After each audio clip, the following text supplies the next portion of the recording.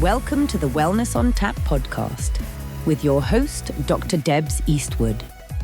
That's all we have to do is giggle, isn't it? Yeah. We do lots of that. I was telling one of my friends about the scam just after it had happened. No, I wasn't. I was telling them about something else even more horrific that's happened recently that I'm not going to talk about. Okay. It's too personal.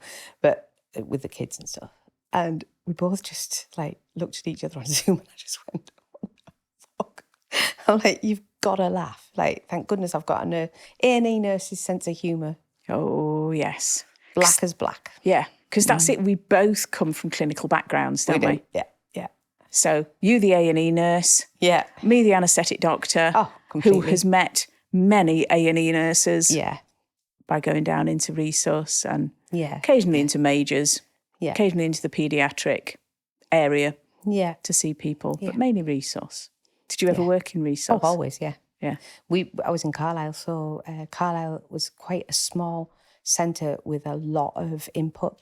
So there were no major accident centres other than us for miles around. So we got everything from sprained ankles to multiple RTAs to everything. It was like Lockerbie. Everything came to Carlisle. You got hit by that as well? Yeah, I just left. I was still in the NHS, but I was working as a practice placement facilitator at that point, and rang to say, do you need me to come in? And they were like, no, we're okay. There's nothing here. Nobody's alive. Oh. Yeah. Yeah, I hadn't put that geography together, actually. Yeah, we're just, Carlisle's just below Scotland. Yeah. Gosh. Yeah. And that was just over the border, really, wasn't it? And there was where my family live in Northumberland, because Northumberland and, Scotland, even closer, border Reaver country. There were bits of luggage and suitcases and stuff all around there. Oh, and there's still so much controversy about that, isn't there? There is. Yeah. Yeah. Yeah. So why nursing? Why did you start there? Because I think I started in nursing like so many people do. When they've had a traumatic childhood, you want to heal everybody else. Because you don't know how to heal yourself, so you want to help the world. And that's what I wanted to do. I just wanted to make other people feel better. It happened before I started nursing. I remember as a kid in school, I had such a desire to be needed that I had a little Virginia tobacco tin off my granddad who lived with us. And I had like a sewing kit and a plaster and little scissors. I had this little kit that I'd carry around with me in my satchel. And then if anybody needed anything, I could help them. I know. I know. Because I needed to be needed.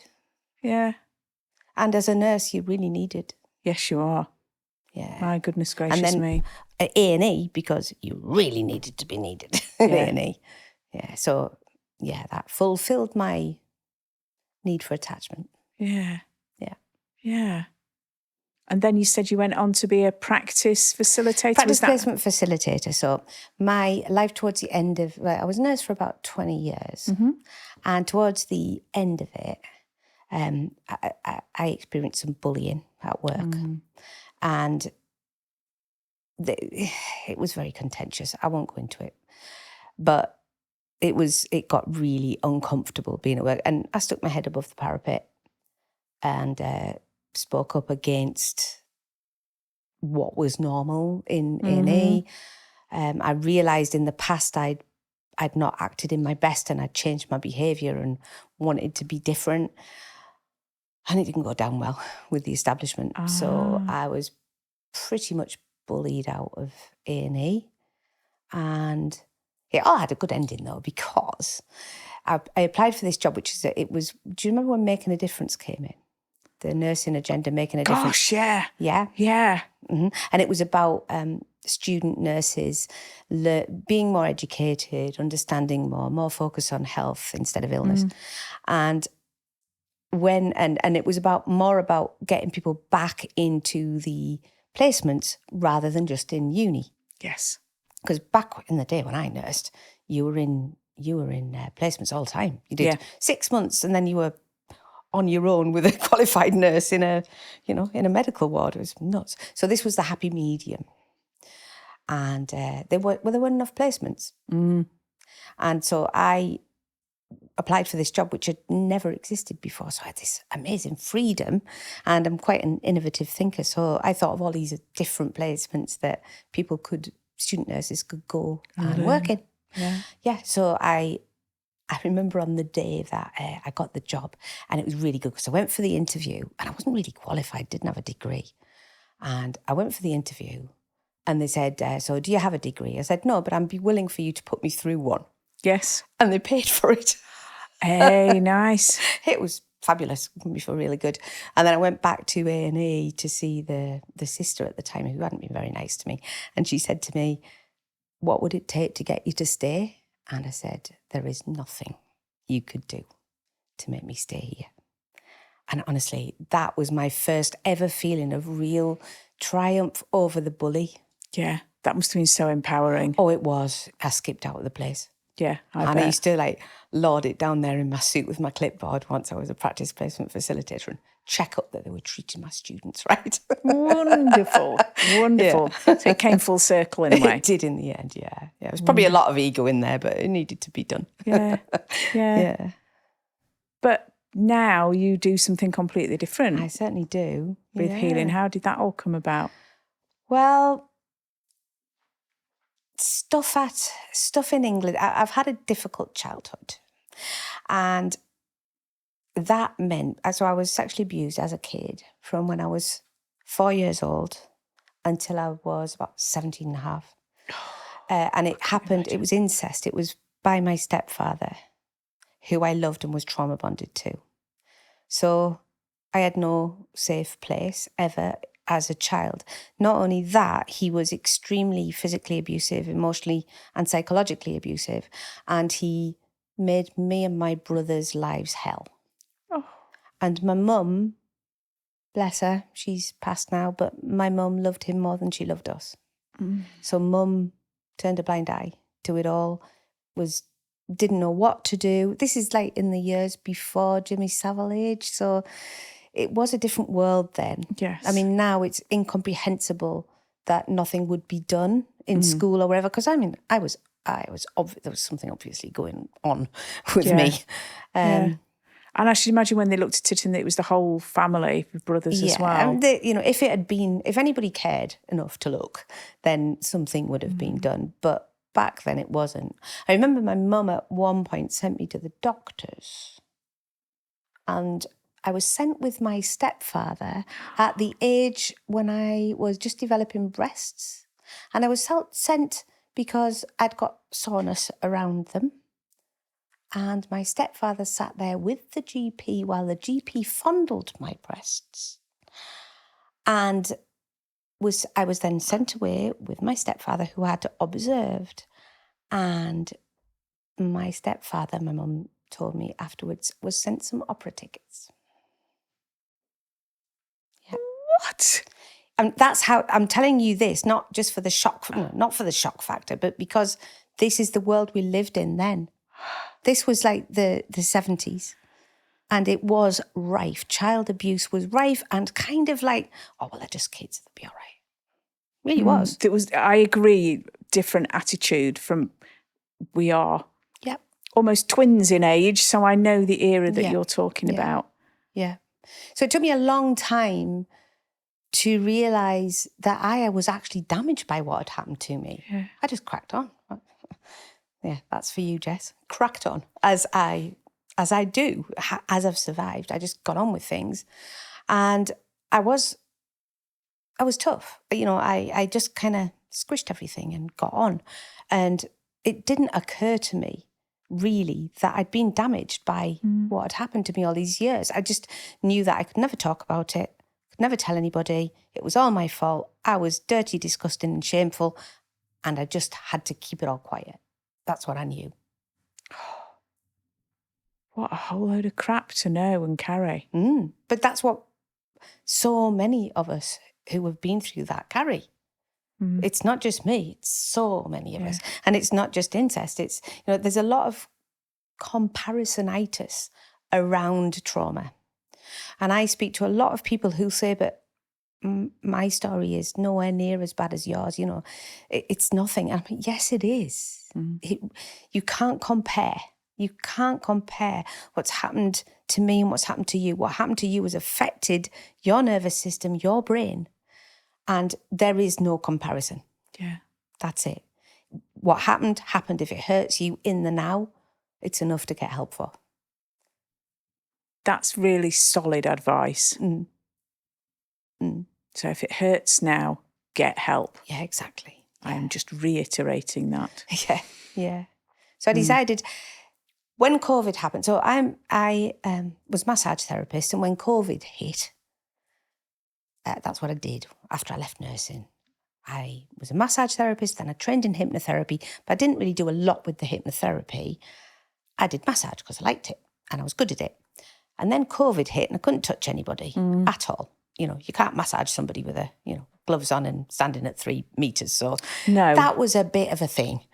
So I had to really refocus. And I decided that, okay, this is my chance to finally tune into what's my calling? What do I really want to do?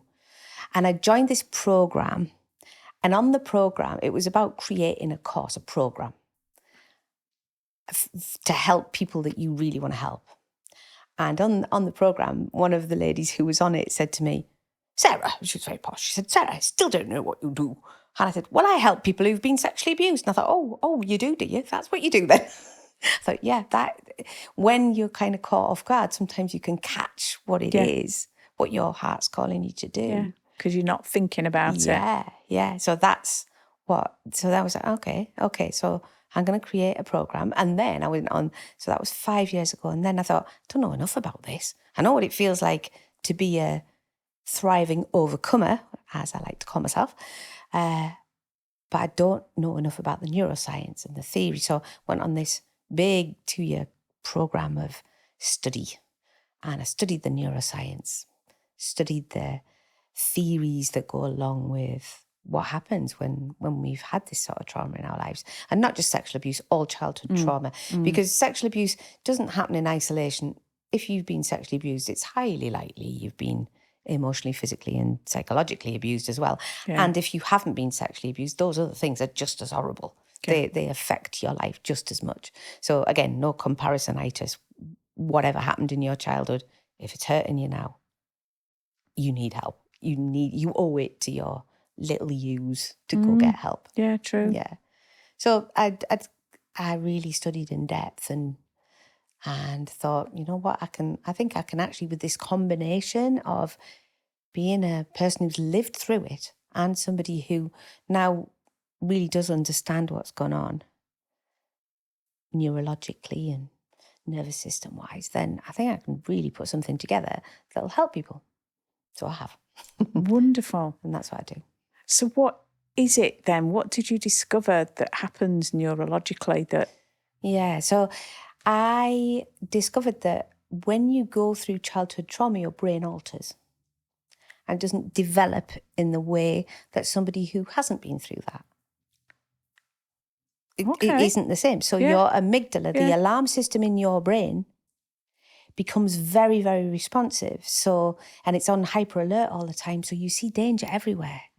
So you're on hyper alert, hyper vigilant all the time, looking out for danger, like always expecting the worst, waiting for the other shoe to drop, because that bit of your brain, that primitive part of your brain is going, watch out, watch out, watch out. Because when we are thrown into survival, which is what you're doing, when you live through childhood trauma, you are surviving. You're not living, you're surviving. So your primitive survival responses come into play. And one of those is, never mind being happy, never mind being fulfilled, never mind being peaceful. Let's just keep her alive, keep him alive. Yeah, that's vastly different, isn't it? Yeah, yeah. And that, like, there's also other bits in there. Whenever your amygdala, that alarm system, the fear center of your brain, the primitive bit is turned on, it knocks off your prefrontal cortex. So you can't think straight. So, when you flip into a tiz when something goes wrong, like you lose your keys and then you're going to be late for the kids picking them up from school, and you're like, and then you can't remember who to phone. You can't remember your friend's phone number. Your thinking brain goes offline. And so when you are in that hyperarousal state, thinking brain goes off and you can't think straight. So just the very knowing of that this is what's happening. And through I share with people how you can calm that down, how you can bring the parasympathetic nervous system back online, calm that survival, fight, flight, fear instinct just through your breath. Oh, interesting. Step. Okay. So the first aid for when you are flipped into a tiz is take a breath in for 4, hold for 2, and exhale for as long as you can, at least 6. Okay. And by doing that, diaphragm squishes down onto your abdominal organs, and it constricts the vagus nerve, which then switches on the parasympathetic nervous system, which is the opposite to the fight and flight survival. Sympathetic nervous system. Does that make sense? Yeah, it does. Yeah. It does to somebody who knows something about it, and I'm sure it will do. Yeah. So never mind if you don't understand it. Doesn't matter. I didn't for ages. Just take a big breath in and then out for double the time if you can that you would to breathe in, and do that for in and out through your nose for 3 or 4 repetitions, and you can't help but calm down. That's a really good tip for just general life first aid, isn't it? There's lots of tips like that in my book I've just written. Just finished my book yesterday at 4 p.m. It finally went live on my website. So it's called From Shadows to Self-Love. Oh, that's nice. I like that title. It's in the subtitle is Healing Childhood Trauma and Reclaiming Your Authentic Self.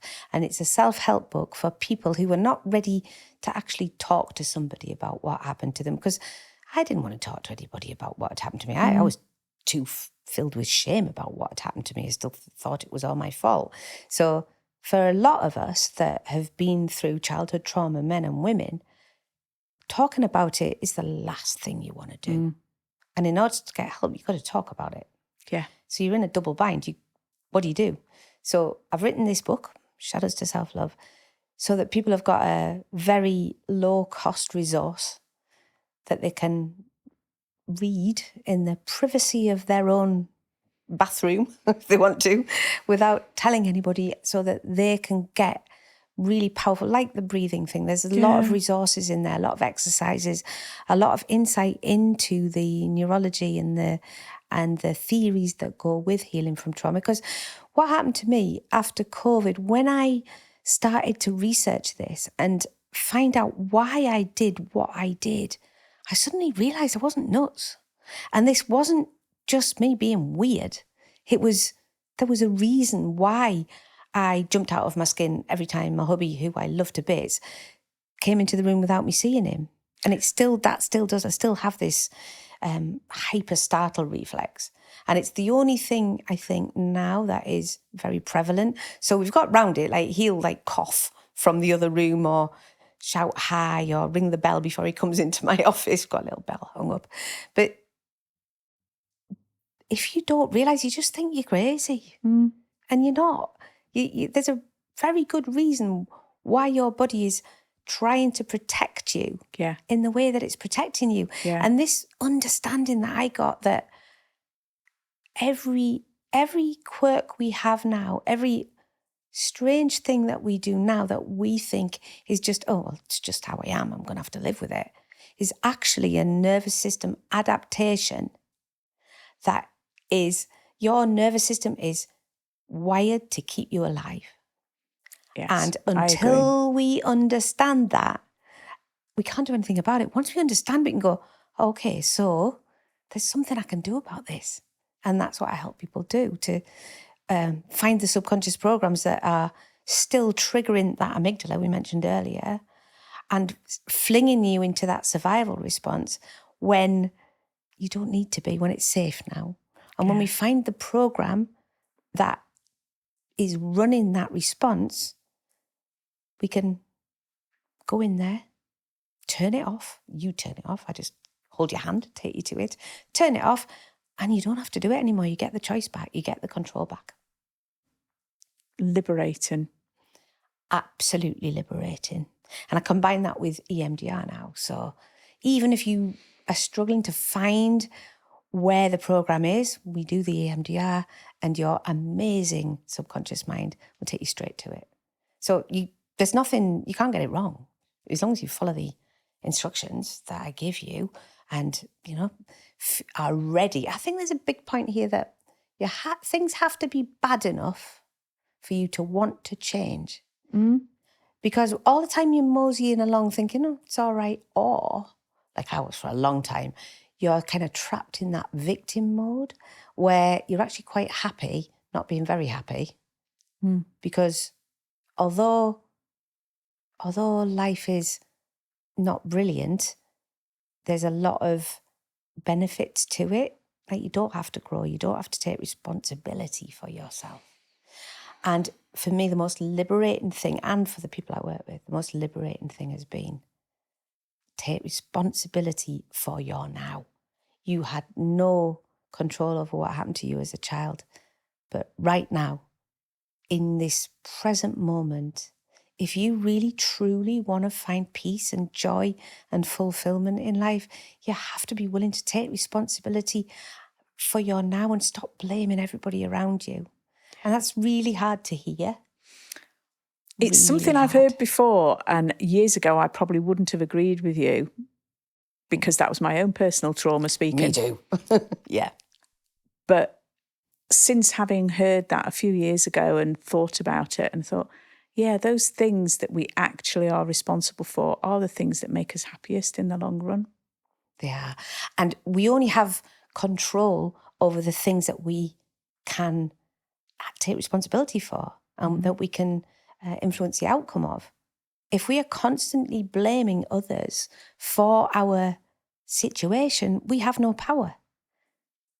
And that's horrible, because you didn't have any power when you were a kid. Yeah. So that's just reliving the past. So it is tough. It is tough to hear that. And I really, honestly, anybody listening to this who thinks, oh, she's not being very kind, she doesn't understand. I do understand, because I was a world-class victim for many, many, many years, until I was sat in the car on the way to, it was when I was a sister in A&E, and we were on the way to an event. I can't remember what it was, but I remember being in the car, and there were two of the other sisters sat in the front, both of whom were my friends, and I was sat in the back, and they were talking about something, and they said, oh yeah, I'm really tired. And I went, oh, well, you're not as tired as me because, and I went off on this liturgy of how, poor me, I was the worst. And I saw them exchange a look in the rearview mirror. I saw the look between them, and it absolutely felt like a knife in my heart. And I thought, oh yeah, that's what they really think of me. And it hurt, but I was also like, it was like my biggest wake-up call. I was like, you're being pathetic, Sarah. You always turn everything onto you. Nobody has it as hard as you. Nobody's, you're a single mum, you got to, just whinge all the time. And in that moment, I thought, I'm not doing this anymore. And I changed. So that was the change in behaviour you were alluding to earlier. Yeah. Okay. Yeah. Isn't it funny that significant changes in our behaviour always seem to come out of something that hurts in one way or the other? Yes. Oh, yes. And lately, there's been a biggie. Because I thought I'd healed all of this stuff. I thought, with all the work I'd done, the hypnotherapy I'd done, the EMDR I'd done, I thought, I'm good now. I'm good now. But I still worked 7 days a week on my own stuff, so it didn't count as work because it's my work. I couldn't sit still, found it difficult to relax, but I was fine. I was fine. Do you know what fine means? Up, insecure, neurotic and exhausted. That's what What was the means. first one? Up. Oh, yeah. Thank you. That's why I didn't quite hear it.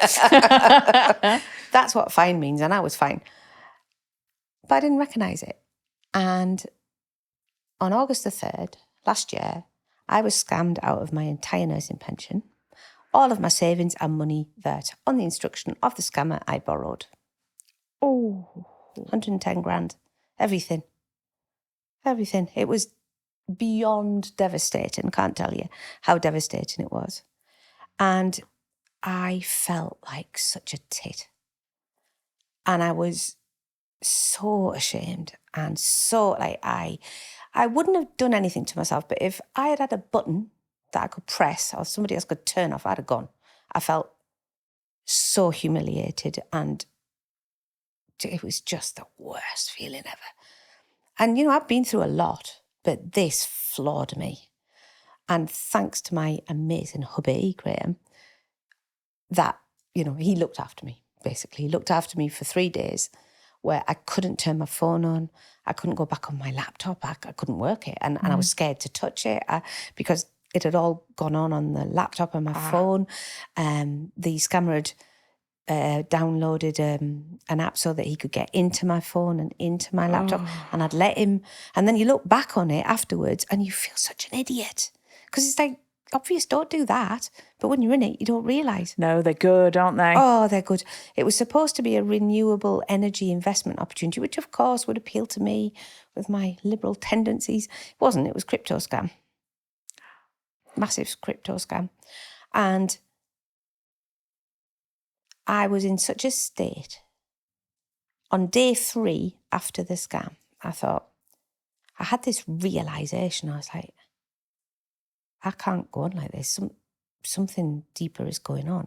And I don't know where it came from, but it was like a flash of inspiration.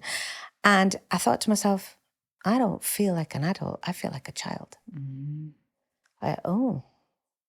You really do. You feel like you used to. Oh, how awful for you. Oh, my God. That's making me almost feel physically sick. I was like, you feel abused, used and powerless. And I was like, wow. Okay, I feel like that. So what can I do that I couldn't do when I was a child? And these were like lucid thoughts I was having. What can I do that I couldn't do when I was a child? How can I empower myself? I thought, you know what? You couldn't speak out as a child. You couldn't tell anybody. You couldn't ask for help. Do those things. So immediately I wrote a post on the group that we met in Agency 500 Society. I wrote a post in there warning them about this, what has now been proved to be a cloned site. And I reached out to a colleague for help and had a EMDR. And within an hour, honestly, because I'd done a lot of neuroplasticity exercises and I was used to working on myself, honestly, in an hour, it was like magic. I came out of my room, I went in like a zombie, and my hubby said as I came out, he said, wow, your eyes are back. I can see you again. You're back. I said, yeah, I can do this now. I can do it. It wasn't easy. No, of course not. It wasn't easy. And I was scared and I thought we would lose the house. And, you know, there was a lot of financial fear and had to face the people that I'd borrowed money from and tell them the truth and all the stuff I couldn't do when I was little. But what I discovered in the EMDR was what all of the root cause, this program, which I talked about earlier, this program that was running, that was making me feel so terrible, all went back to when I was 7 years old, when my stepfather had got me to lie to my mum, say that I was poorly the night before. He was off sick with psittacosis, Parrott's disease, apparently. He was a teacher. Great. He was a teacher. And he'd got me to say that I was ill so that he could have me to himself the next day. And I won't describe anything that happened there, but it was very horrible. And he upped the ante, basically, on the sexual abuse. Great. In the security of knowing nobody was going to interrupt us. And the self-loathing I felt about lying to mum was the thing, because I'd this whole not telling anybody about exactly what I was investing in. It was exactly the same program. Right. So when I'd undone that in the EMDR, pretty painlessly, let's be honest, pretty painlessly, I was suddenly like, oh my goodness, I'm free. I'm not that little girl anymore. I can do something about this. And I reported the company to the FCA and reported it to the police, did all the stuff that I wasn't capable of doing earlier. And since then, that company is now, if you look on the FCA, you look for the company in question, it's now the first search that comes up is, this is a cloned company, do not work with them, from the FCA. And that Google report went up a week after I'd reported them. Well done, you. That I know, takes and I didn't realise guts. yes, it was so, and I only found that out 2 months ago when I was researching for the journalist report, because I've got a journalist who's writing about this link between the grooming thing, because people don't understand grooming at the best of times, let alone when you're a child and when you're an adult. I was researching it to see what had happened to the company, and that came up. I was like, oh, validation. Somebody's listened to me, thank goodness, because there was not really any helpful correspondence from them at the time. In fact, if anybody out here that's listening to this has been scammed, I just want to say it's really tough, because you really feel like nobody's listening. Because, you know, you're dealing with big institutions like the police and the FCA, and they're so overwhelmed and swamped with what's going on right now, they can't give you that personalised support that you need. You honestly, if you've been scammed, tell somebody that you trust, because you don't need to carry that. It's not your fault. It's not your fault. And you really feel like it is, and it isn't. They are very clever. Mm-hmm. And it's taken a while for it to get into my head that actually it was my beautiful sister-in-law, Lizzie, who said to me, Sarah, stop beating yourself up. It wasn't your fault when you were a child, and it's not your fault now. She sounds like a very insightful lady. Yeah, I was like, whoa, I needed to hear that. Yeah. Makes me want to cry. I'm not surprised. Yeah, it was tough. Yeah. So you found an absolute link between the childhood trauma and the adult trauma. Yeah. And I believe I heard on the grapevine that you have found a voice. Yes. Yeah. Yeah, I kind of alluded to that just a minute ago. What's happened is I pitched to a journalist last year. Didn't hear anything back, but on the advice of the wonderful Karen Fields, who looks after me and PR, she said, this journalist is really good. She'll look after you, and she'll sympathetically share your story. So I got in touch with her, and she got back to me 2 months ago. And she works as a freelancer for the Daily Mail. And she said that the demographic is perfect for me, because they are me. People who read the Daily Mail are my age, my gender. We'll skim over the politics, but there you go. And she said, you know, would you be willing to share this? So we've had an ongoing conversation back and forwards for the last 2 months, and shared this link between childhood trauma, it doesn't have to be sexual, you know, any sort of childhood trauma, and being groomed now. If you find yourself saying yes to people because you don't want to upset them, my lord, you are ripe for being scammed. And that is the thing. And so many of us are people pleasers. So many of us, especially women. We're bred to be nice. That is very true. To serve our men, and to be kind and loving and not stand up for ourselves. And when you're in the clutches of a clever scammer, they groom you to find everything out about you without you realising what you're telling them. You know, I told him more than I told my accountant within seconds. They're skilled. You know, I'm not stupid. No. Felt stupid afterwards, but I'm not. And absolutely had me hook, line and sinker. It was horrible.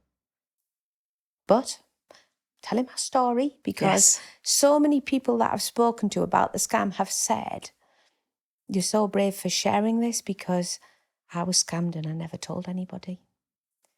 And that is the prevailing story from people who've been scammed. The shame and the humiliation is so huge, you don't tell. You have to tell. It's the same as childhood trauma, childhood, particularly sexual abuse. and incest, you have to tell because it wasn't your fault. Yeah. And that's the message here. It wasn't your fault, and it isn't your fault if you've been scammed. Yes, you might feel like it, but trust me, it isn't your fault. And if you can get past that, and if you can tell somebody trusted that will support you, you can get the help that you need. And, you know, if you don't know where to go, I'm here. Because you got a lot of help after putting I did.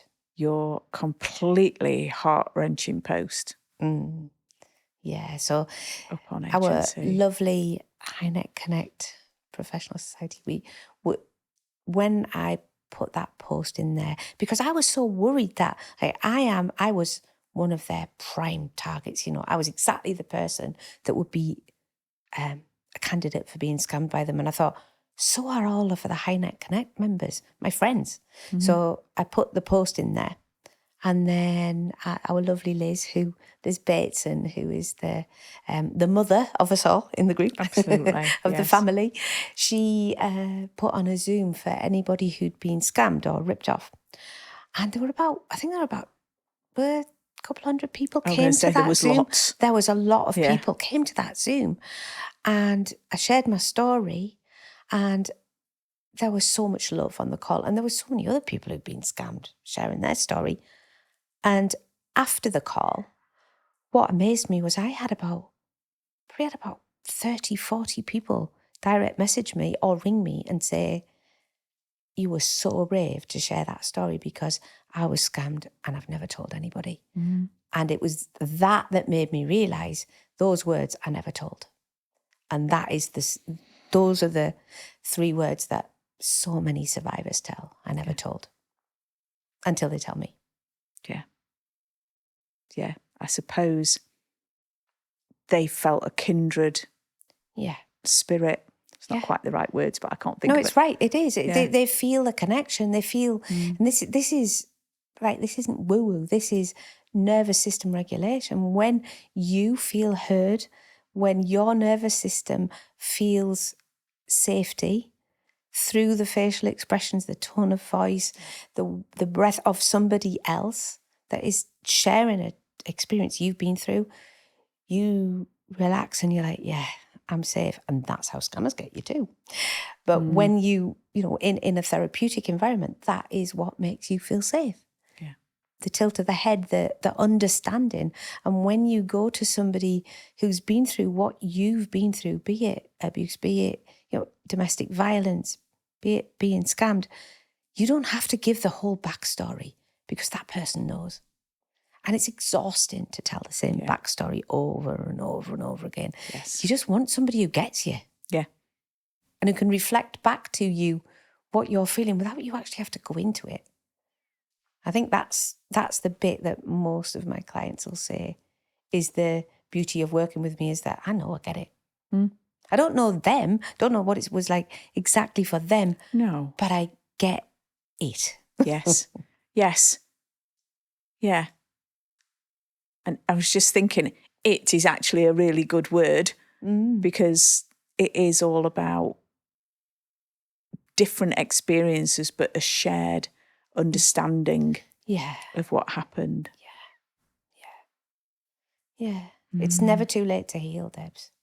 No. We think it is, and you know, it's really, as for women, as we reach this age that we have both reached, as we reach this age and we're kind of gone through the menopause, we can't keep the lid on the things anymore. It's like suddenly you get this freedom to be like who you are, and you're like, I'm not putting up with this anymore. And like, you don't want to take the little blue pill anymore. You want to take the red one and live. Yeah. And with that comes the realisation that you're going to have to deal with your shit. Yeah. You can't leave it shoved under the carpet anymore because you keep tripping over it. Yeah. And when you do, the actual dealing with it is a lot easier than the thinking about dealing with it and having dealt with it for your entire life. Yeah. This is the freedom. If we're willing to be brave and go, okay, well, she did it. And I think that's the message people really need to hear, isn't it? Is that you've been struggling for so long, you being a generalised, population with whatever it is, dealing with it is highly unlikely to be worse than what you're currently carrying. Absolutely. You know what it's like when you're worrying about doing something, the doing it's actually easy compared to the run up to it. When you're worrying about it, just the same with therapy. The actual making that step, making the call, signing up for the call, that bit is the hardest. Yeah. Once you actually have met your chosen therapist and you've talked to them and you've decided, they seem okay, that's the easy bit. Yeah. Yeah. Don't carry it. Stop carrying it. Get some help, honestly, get some help. And like for me, and I know, most trauma therapists are the same. I wouldn't pretend I could help you if I couldn't. I don't work with everybody that reaches out to me because sometimes I'm not appropriate and I can pass you on to somebody else that is. But, honestly, don't think you have to do it on your own. That's the biggest thing. You do not have to do this on your own because you can't. Yeah. You can't fix the problem with the same brain that's creating the problem. Oh, that's good. I like that. That makes a lot of sense. Yeah. Yeah. Your brain needs some external input. It does. Yeah. Yeah, I can go with that. So you had your article? The article is going to come out in the next... Yeah, it's not there yet, so watch out for it. But it'll be in the Daily Mail. Don't know where in the Daily Mail or what day it will come out, but we're waiting for the editor to send it back to my lovely journalist and she'll send it to me for the final edits because I've had complete autonomy throughout it to change anything and make sure the story goes out exactly as I want it. So as soon as it comes back to me, which will be this week, we think, then it'll go out. I've had a wonderful photo shoot in Kensington in London where I was treated like a queen or a film star or something. It was very surreal. Had a fashion designer and a makeup artist and a hairstylist and 2 photographers, and they were so lovely. It's been an amazing experience. A bit surreal. Very surreal, actually. In fact, as I said to you earlier, I was stood there at the beginning and I felt myself, I don't know if anybody has ever felt this that's listening, but this feeling of dissociation where it's a trauma response, it's a survival response, governed by your nervous system. And what happens is you start to get kind of pulled out of your body and you start to see yourself from the outside looking down on yourself rather than from the inside. That's dissociation. Or even kind of feeling like you're still in yourself, but it feels like you're not actually connected to anybody around you. And I started to feel that, like everybody, I was kind of like got my head in a glass bowl and couldn't quite connect to anybody around me, even though this was a really fun experience. I suddenly remembered, what happened was the photographers, I'd got all dolled up, I got my makeup on, got this beautiful ghost dress on that they got in for me, tag still on, pushed down my neck, and stood there. And I just stood and they said, let's just take some light readings of you. And I stood there and I can remember holding my hands in front of me and my shoulders were like this. I was feeling really tense. And they said, oh, you look so vulnerable. You look so young and so vulnerable, the photographer said. And in that moment, there was like a click. I was like, yeah, my stepfather used to photograph me when I was very young in the nude. And in that moment, I thought, hang on, I am not a little girl anymore. And I sort of said to little Sarah, it's okay, babe, you go back in my heart. I've got this. You're not here. This, you go back and play. Go play with Fluffy. I'm in charge here. You're safe. I took a deep breath, felt my feet on the floor, so I gave myself a wiggle and thought, no, this is my moment. I am not letting him ruin this. He had ruined so, in the past he'd ruined so much. He had like, nah, you can off, mate. No, this is my moment. And took a deep breath, gave him a big smile, and they said, oh, that's better. And we went on with it, and it was lovely. Wonderful. But wow, what a time to have a realisation. Yeah. When you're literally under the spotlight. Absolutely. Yeah. Yeah. But that's when you have healed your nervous system, when you've healed when you've undone those subconscious programs, that's how quick it can be. It's not that you'll never be triggered, because you will be. Yeah. If you've had if you've had a difficult childhood, if you've been through hard stuff, whatever it is, or even as an adult, you've been through hard stuff, you will get triggered. Yeah. But the measurement of healing is how fast can you come back into what we call regulation. How fast can you feel okay again? How fast can you notice that you've gone and bring yourself back with techniques that are really simple, awareness, breathing, grounding. How fast can you come back? You can't do that when you've got these subconscious programs running. And you've because it's going to go round and round and round and round, isn't it? You have no choice. You will default to that survival mode. Yeah. But when you've healed those, it's your choice whether you go to that survival mode or whether you notice and you go, okay, that was then, this is now, I claim now. Well, I suppose a lot of people with, traumas that can't block it out, they can't get out of that loop. They can't. It's not their fault. Maybe those poor souls end up doing something to try and numb it down. And and that's not just poor souls. That's that's all of us. We've all, I think, any of us that have been through trauma have had moments where we've drunk too much, maybe smoked too much, taken drugs. I was extremely promiscuous as a youngster. It's what you know. It's where you find that soothing. And those are all add on to the shame as you heal. It's like, oh God, I've got to admit I did that, and admit. You don't have to admit it to anybody else, but you, and just go, it's okay. I was surviving. Yeah, forgive yourself. Yeah, for coming back to self-love, coming back to your authentic self, as in the title of the book. Yeah. It's a very, healing from trauma is a very complicated, multifaceted thing. It's also something that doesn't have to be difficult for you at the user end.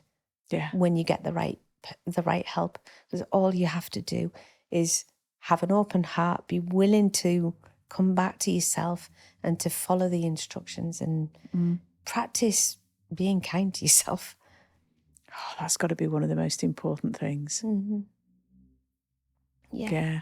But I really don't think you can do it on your own. No. I really don't. And even, I really don't, however stubborn you are, however much you don't want to admit, I don't think you can do it on your own. Not without the use of a lot of substances or, whatever else soothes the pain. Yeah. Addiction is never about the substance. It's about salving the pain, trying to ease the pain, get away from the pain. Yeah, that is true. That is true. So your journalistic article is coming out. It is. Your soon. Book's out. Is out. New website is up. As the journalist said to me 2 months ago, get all your ducks in a row by the end of July. Whew, it's been a busy 2 months. Yes. But it's done. Yes. Good. Good. Marvellous. So what next then? So what next? I'm going all techie. So I'm aware that working with me one-to-one is not something that's accessible for everybody, because obviously I need to charge for what I do. And one-to-one work is the most expensive you can do with a therapist. So I want to create something alongside the book which will support people in a much more kind of containerish way, creating a container to look after them. So I'm working with a lady to develop an AI agent that is actually me. So if you've bought the book and you wake up in the middle of the night and you've got a question or a worry, or you're having a bit of you can type in to the agent, which will be hosted on ChatGPT, but it'll be Sarah. So you speak to Sarah, you speak to me, and you get the answer as if you were speaking to me, because it will be preloaded and programmed with all of my theories, all of the way I speak, all of the things that I would say to you in multitudes of situations, so that it feels like you're actually talking to me. And that's my way of being able to get that one-to-many. That it's really important. I mean, for me, when I was 18, when I was so lost, didn't know what on earth was going on, and barely understood what had happened to me. And, of course, yeah. I couldn't have told anybody what I was feeling. There was no way I would have shared what I felt inside. But there wasn't internet at the time, but had there been something anonymous I could speak to and go, I feel like a piece of shit. And this is what, this is what I'm thinking. And I could put that into a question on the internet and get a loving, safe, theoretically sound response to, I'd have done it. And that's what I want to offer people. So I am working on that next. Tool. Working on that next. Wonderful. Yeah. Wonderful. I think we're working with the same lady. We are. Wendy. Yeah. So, yeah. I mean, that is just... Because, you had not really known any different. No. It's like cleaning my teeth, Debs. For me, sexual abuse, what he did to me was like everybody else cleaning the teeth before they went to bed, because it happened every day, all of my childhood, for all of those years, 14 years. And it really is still now. I'm still unpacking. I'm sure. It's only now, and because I realise, and it's the same for a lot of people who've had severe trauma, you can't remember anything. You can't remember anything from your childhood. And I've had that for you, which is very difficult when you're writing a book. If you're trying to write your story, it's very annoying when you can't remember anything. Yeah. But I've discovered, as I've healed, as I've done these modalities, because after the scam and the EMDR being so effective for me, I trained in EMDR coaching so that I could add that skill. And since I've been doing that, I have found that as my nervous system calms, as my subconscious goes, okay, she's safe to handle, knowing a little bit more, we can show it. Your subconscious hides things from your conscious mind on purpose, because you don't need to remember all that crap. It was horrible. Don't need to remember it. But there are times when it would be very helpful to access something. Yes. And now, and as I've been writing the book, because in this new version of the book, put a lot of my story. And as you begin to retell the story, other memories come up. And it's not all bad, because I'm remembering good stuff as well as bad stuff. Good, so, I'm glad to hear that. I was coming over today from Carlisle to Settle to Leeds on the train. And I remembered as we were coming over the fells, oh my goodness, this is where the stepfather used to bring me and my brothers to photograph steam locos as they came over Ribblehead through and into the Bleemore Tunnel, because it's quite a steep incline. So when they're working hard, when a steam loco's working hard, I am a nerd when it comes to steam locos. I still love them. When they're coming up an incline, they create a lot of steam because they have to work hard. So very good photographs. And I'd forgotten that good bit. It wasn't all brilliant because we were there stood in the soaking rain for hours on a windy hillside with my two brothers, him and the dog.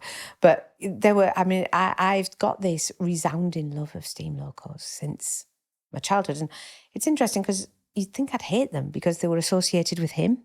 And, he would use them as an excuse to take me out on my own and have his wicked way. But actually, I don't know what it is about them, but it's something about the power and the smell and they were more powerful than he was. Absolutely. And they're beautiful things as well, aren't they? Yeah, I like beautiful things. Yeah. Yeah. So I was thinking that as I came over, and actually there was a bit at Garsdale, and we were just coming on the train. I looked out and thought, I've stood there and I've painted the signal box. I said, wow. And it's everything, like suddenly there was a big whoosh of all my memories of that, which was a pleasant memory. Yeah. It's never all bad. No, absolutely not. No. Yeah. Yeah. But I'm so happy for you that you're getting these positive associations coming through now. It's coming back in a mishmash of good, bad and neutral. But I think when you can start to remember, it's like you take control of I feel like I'm reclaiming my past. Because when it was lost, when I couldn't remember, I felt very powerless. Like, I want to know. Yeah, like, of course. I can handle whatever, I just need to know, subconscious, stop protecting me. But you can't make it. You've got to come to that self-love thing, and that I'm doing, it's a whole process to be able to come back to remembering. Yeah. And it's gradual, slow and gentle. You can't rush it. No. Like the steam loco going up the hill. It'll only go as fast as it's capable. Yeah. Yeah. Well, I'd like to know when this all starts coming out. I will let you know. As in terms of the AI buddy. I will. I'll let you know, and I'll let you know when the article comes out. Yeah. I'll be sharing that everywhere. Wonderful.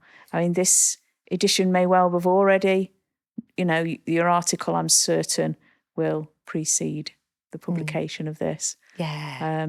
So I'll have to make sure we get the links in the show notes so that people can find you and go and see it and do it. And yeah. Exciting stuff. Indeed. Yeah. Hopefully that will give me between you, that, and all the other people I've spoken to, people find it easier to speak to me because they'll see I'm really just a human. Yeah. I'm me, and I get you, and you'll never be judged. Never be judged when you work with me. Wonderful. There is nothing you can tell me, nothing you could say that I will ever be shocked by. Has been proven. Well, thank you, my darling. Thank you, Debs. For travelling all this way, coming to see me. Yeah, Spain, Carlisle. Chatting. I know. Fantastic. All the way from Spain. If you're listening out there, people that are pondering about coming on. Yeah, you can do it. Yeah. It's been an absolute pleasure. Thank you, Debs. Thanks for having me. You're welcome, darling. Thank you. Thank you.